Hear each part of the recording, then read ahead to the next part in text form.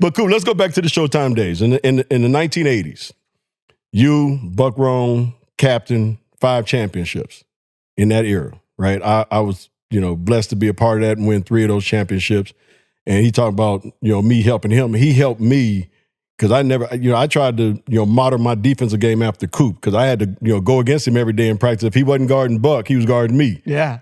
So I learned a lot on the defensive end from that man right there. But out of those 5 championships, which one would you say was probably the most gratifying? I want to say kind of like the first one, B, but I'm going to say the one that you were involved with, one of the ones you were involved with in 1985. And the reason I say that is because growing up here in Los Angeles, we've seen some of the greatest Laker teams, Elgin Baylor, Jerry West, Wilt Chamberlain. And Boston was always our nemesis. So to go against them and kind of like wipe the slate clean for all the years the Lakers had lost to Boston, 85 was the one because, you know what, it was a big sigh of relief, not only for me and my family as far as watching the Lakers and we're finally overcoming the Boston mystique, but it also kind of helped eradicate the soreness and the sadness that Jerry West, who was our GM at the time, where he fell. So 85 would be the one because we helped a lot of people. We helped the city of Los Angeles, in essence. 1980 was special because it was our first one. But 85 is the one that really kind of like, I say, if I have to have one, that's the one. That blood, sweat, and tears of that Boston Lakers LA rivalry. I mean, what does that mean? I mean, we see it in the news. We saw the whole decade play out.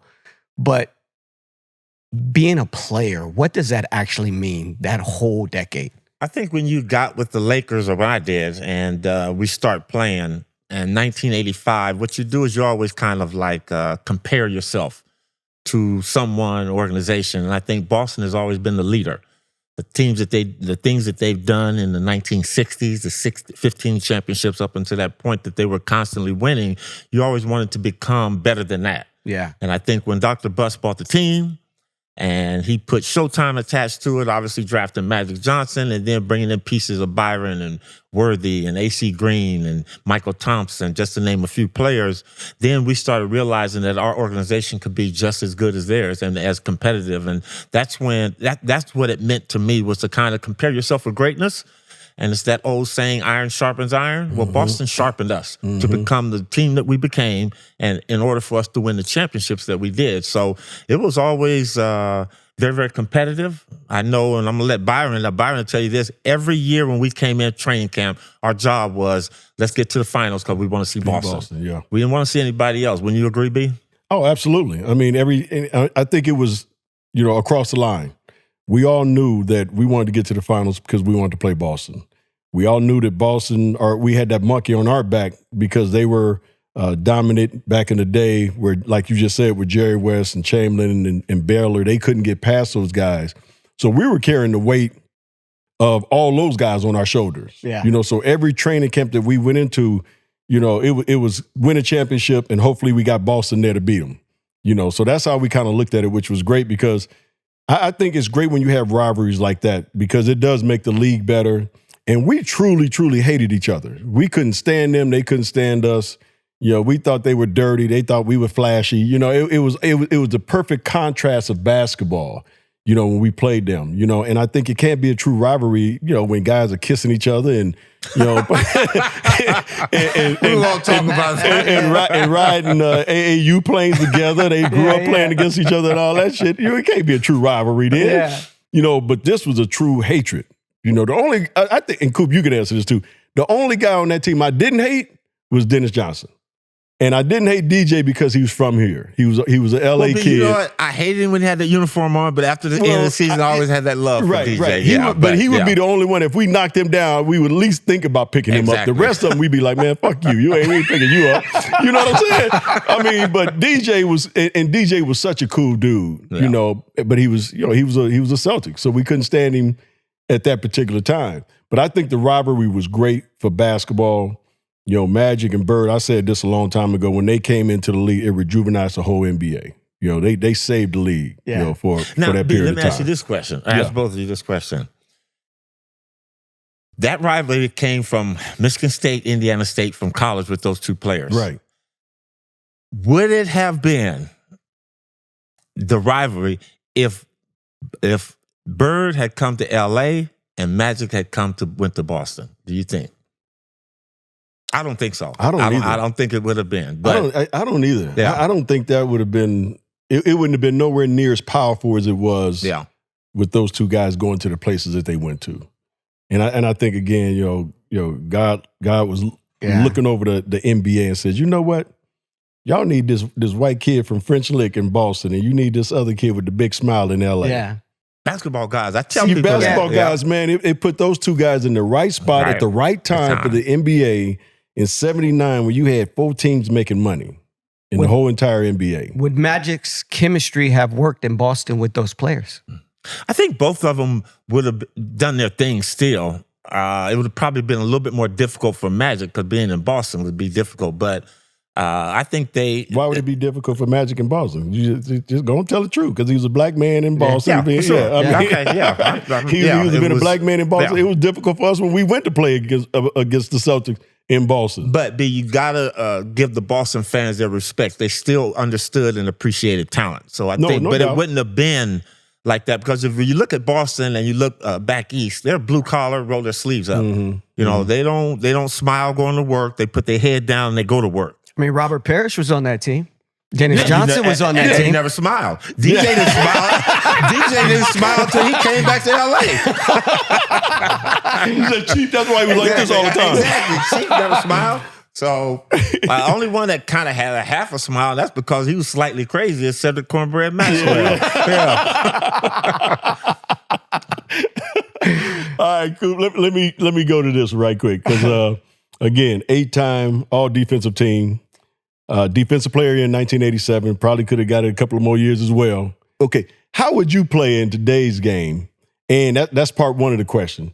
Part two of the question is, do you think today's game on the defensive end is too soft?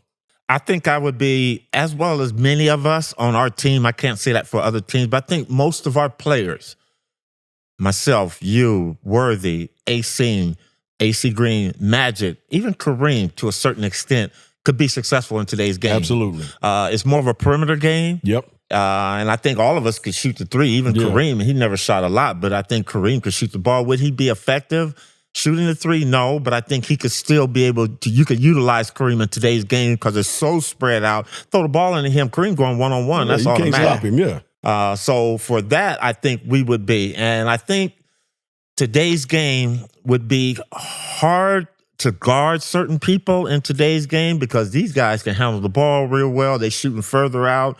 I still think I would have been able to affect some people, but today's game is a lot faster, which benefited both Byron and I for sure, and I think Worthy.